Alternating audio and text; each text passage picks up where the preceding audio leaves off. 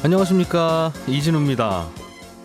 우리가 쓰는 화장품에는 화장품을 판매하는 업체 이름 말고 이 화장품을 만든 제조업체 이름도 따로 적도록 그렇게 법으로 정해져 있습니다. 최근에 국회에서 화장품의 제조업체가 어딘지를 표기하는 건 화장품 회사가 자율적으로 그냥 정하게 하자는 법안이 발의가 됐습니다. 이 법안을 두고 이런저런 찬반 논란이 있는데 청취자 여러분들은 어떻게 생각하실지 이 논란의 배경과 어떤 문제가 있는지 자세하게 좀 들여다보겠습니다. 최근에 통신회사인 LG U+가 정부한테 5G 주파수를 추가로 할당해달라고 했더니 경쟁사인 SK텔레콤과 KT가 크게 반발하고 있습니다. 5G 주파수라는 건 뭐고 이걸 추가로도 할당해달라는 건 무슨 의미인지, 경쟁사들은 또 왜 거기에 대해서 문제를 삼는지 자세하게 또 들여다보겠고요. 정부가 내년부터 우리나라 청년들에게 주는 혜택을 꽤 많이 늘리기로 했습니다. 누가 어떻게 얼마나 받을 수 있는지 이 내용도 하나하나 정리해드리겠습니다. 7월 16일 금요일 손에 잡히는 경제, 광고 몇 개 들으시고 바로 시작하겠습니다. 복잡하고 어려운 경제 뉴스들 누가 옆에서 조곤조곤 그냥 설명해주면 참 좋을 텐데 생각하셨던 분들은 지금부터 그 시간이 펼쳐집니다.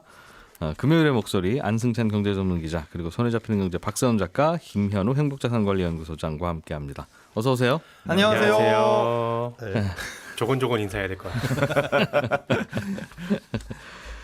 정부가 최근에 청년들에 대한 지원을 좀 더 늘리기로 내년부터 그 지원이라고 하는 게 다양한 게 있습니다만 일단은 좀 금전적 지원을 한다는 거죠. 그렇습니다. 어려운 청년들 대상으로.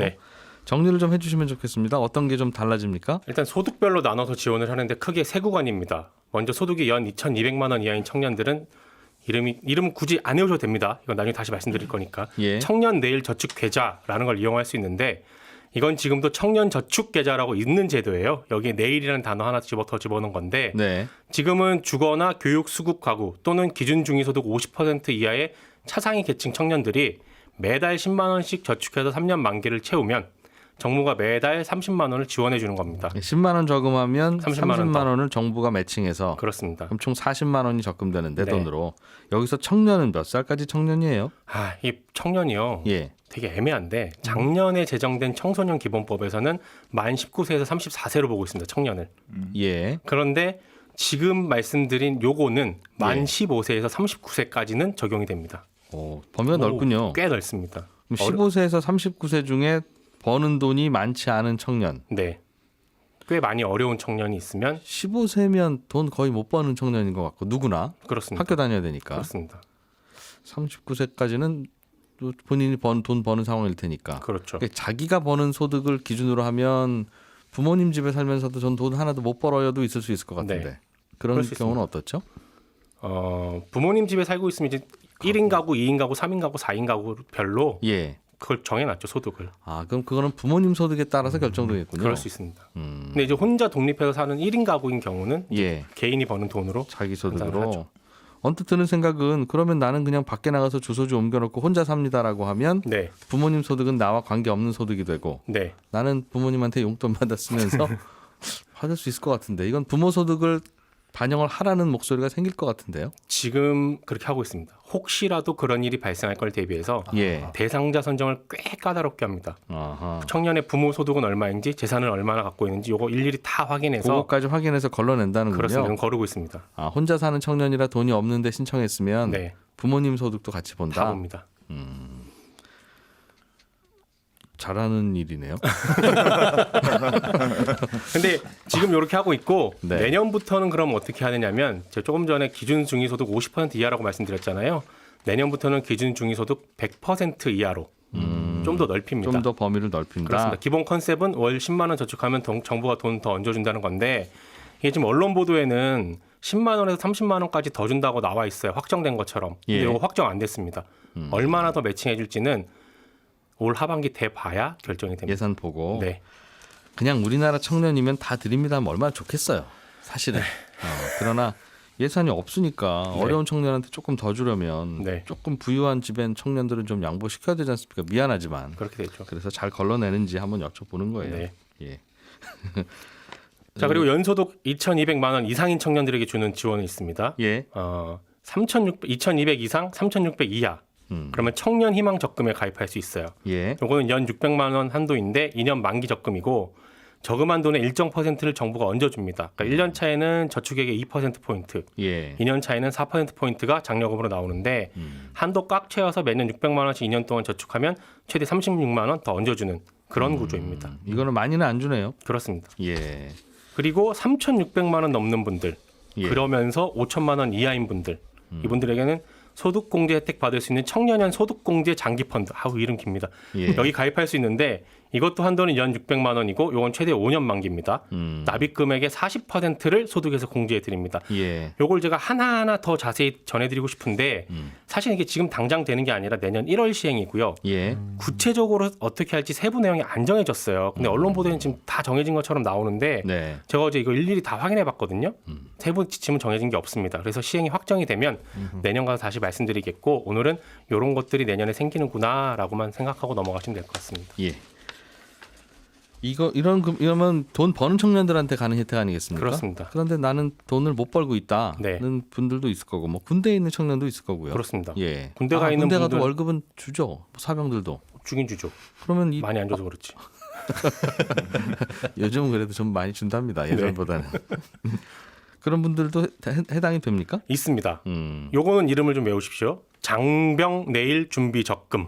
예. 요거는 병역의 의무를 이행 중인 청년들 중에 산업기능요원, 전문연구요원, 대체복무요원 요분들 예. 빼고는 다 해당이 됩니다. 시중은행에 가서 장병 내일 준비 적금 여기 가입한 후에 15개월 이상 부으면 만기 때 이자가 꽤 높아요. 5% 정도 이자를 줍니다. 예. 매달 40만 원 한도로 부을 수 있는데 이자도 높지만 이자 수익에 대해서는 세금을 물리지 않는 것도 특징입니다.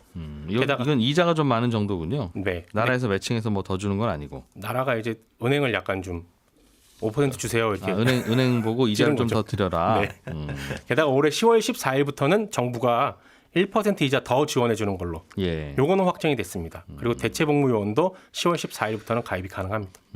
그런 게 또 왜 이거는 또 따로 외우라고 하셨습니까? 이름을? 지금 되고 있으니까요.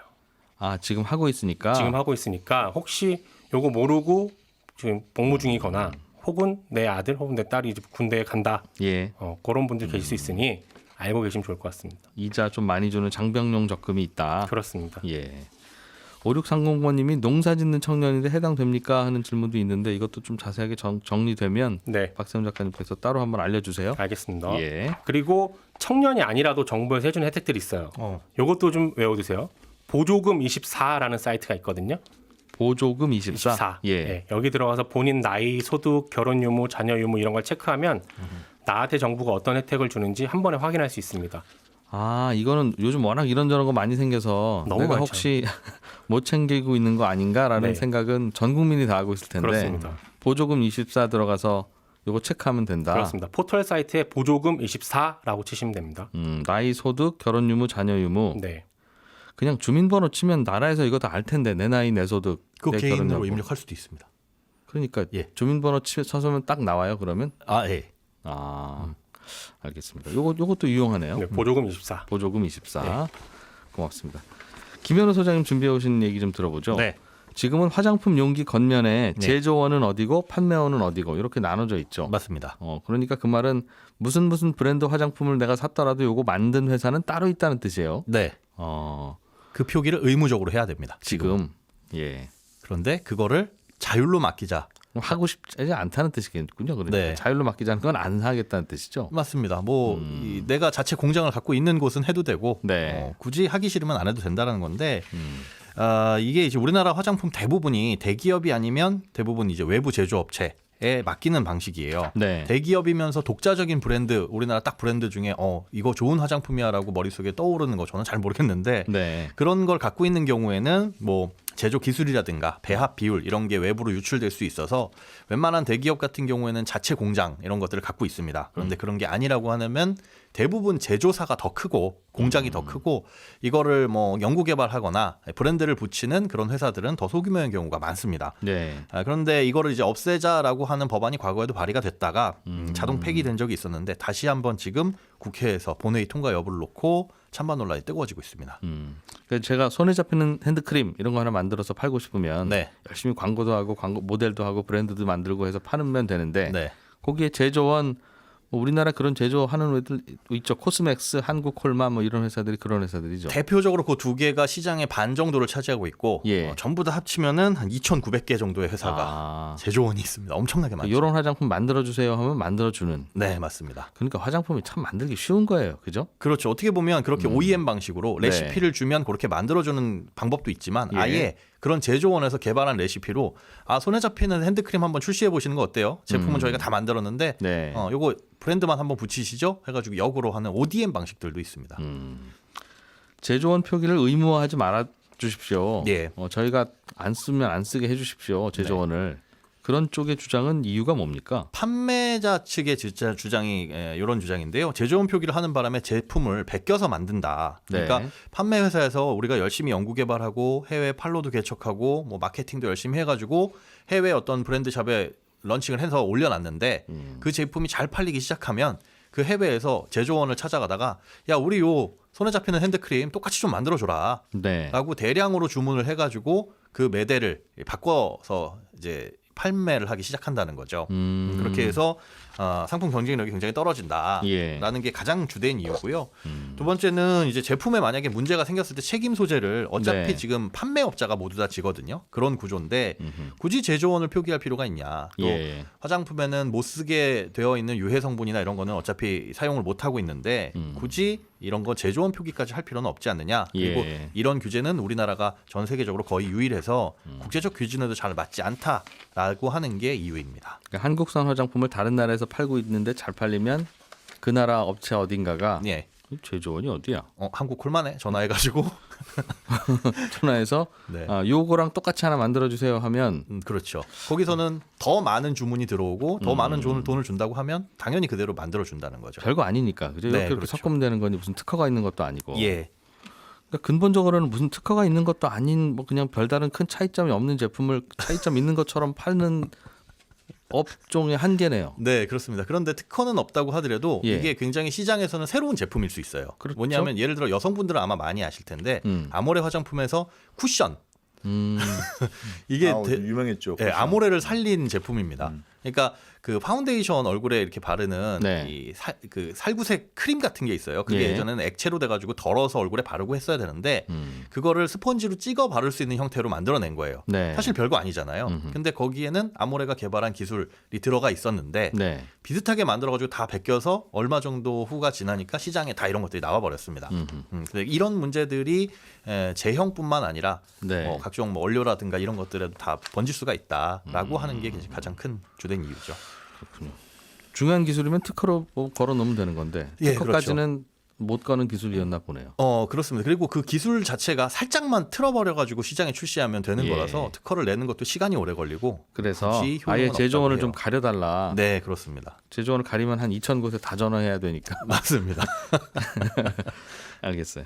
제조원 표기를 없애지 맙시다라는 쪽의 주장도 있죠. 네, 그렇습니다. 표시해야 된다. 예, 소비자들과 그다음에 제조원 쪽이 이런 주장을 하는데요. 일단 소비자의 알 권리와 안전의 문제 그리고 실용성의 문제입니다. 그러니까 제조원의 표기의 이유가 안전에서 출발을 했다.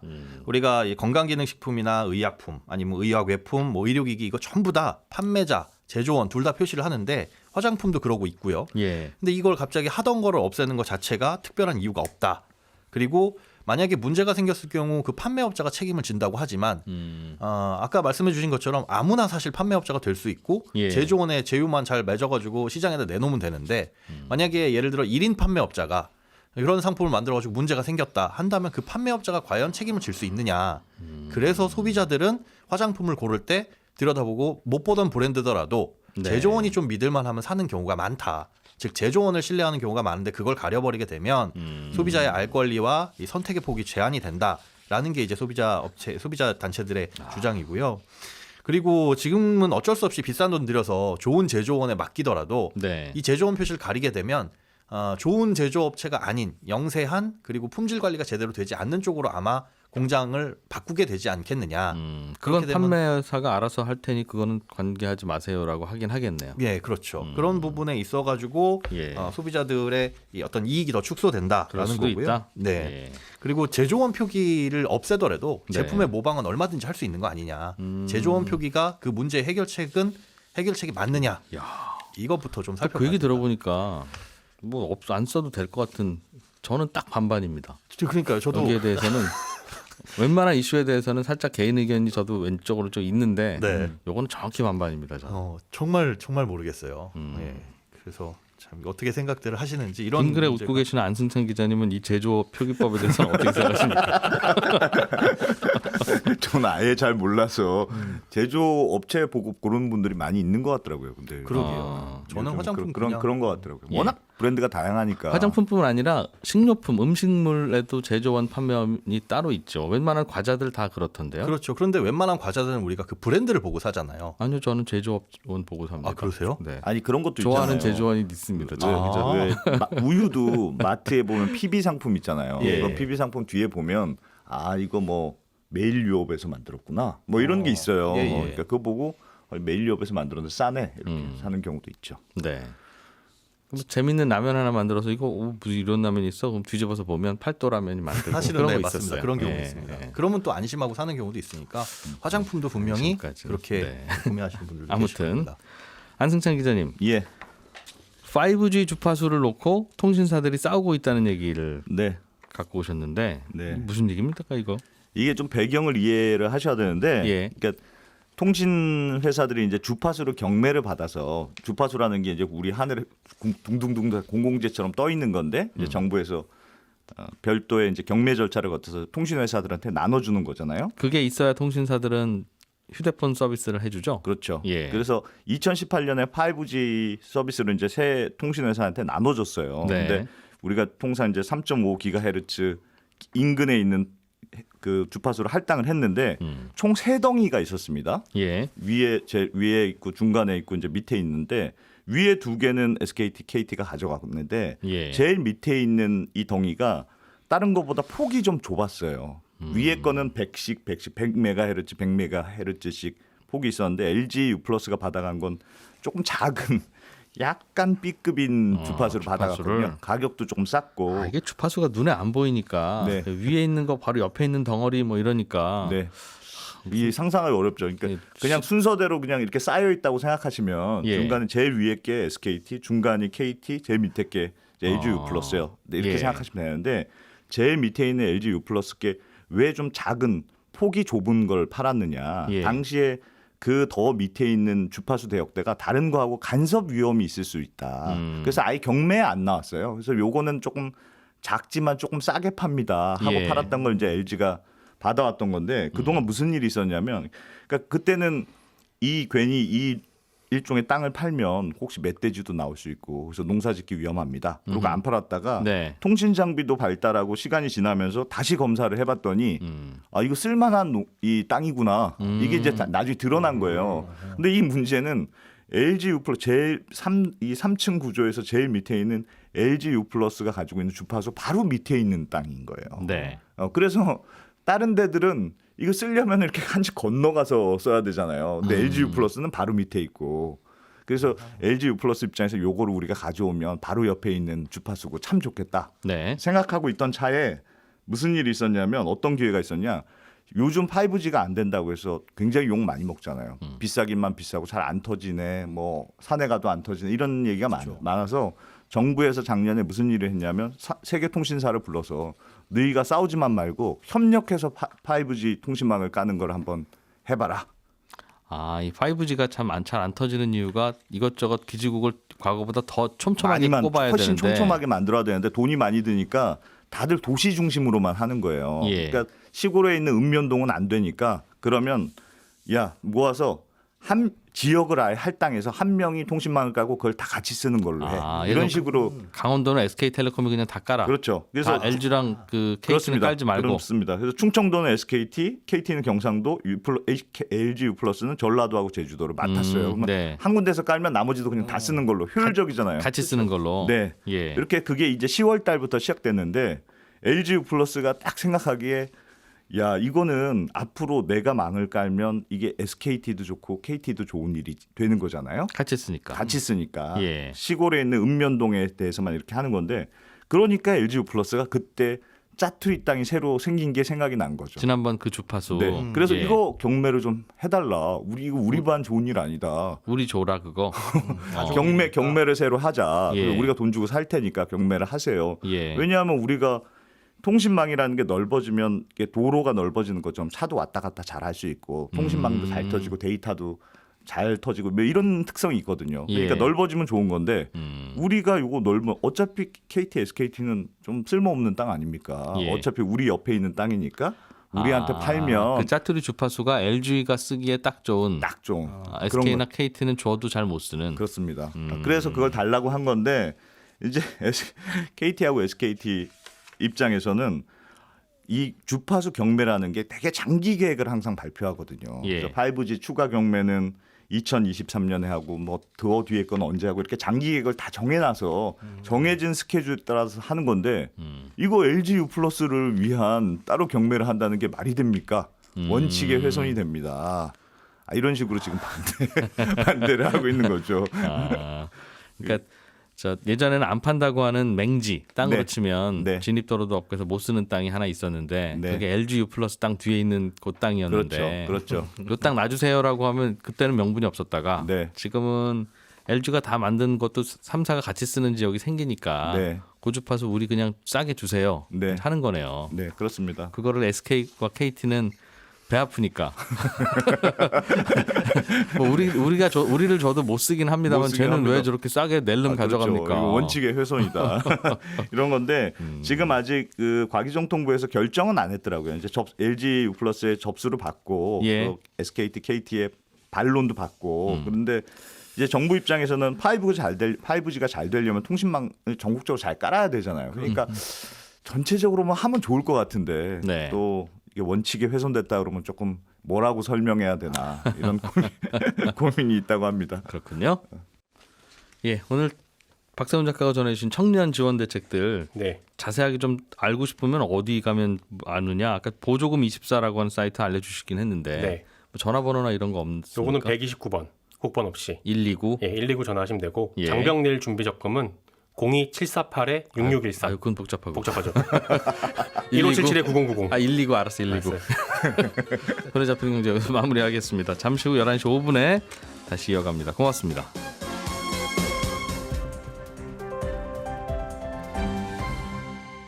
경제를 생각하는 사람들의 즐거운 습관. 이진우의 손에 잡히는 경제.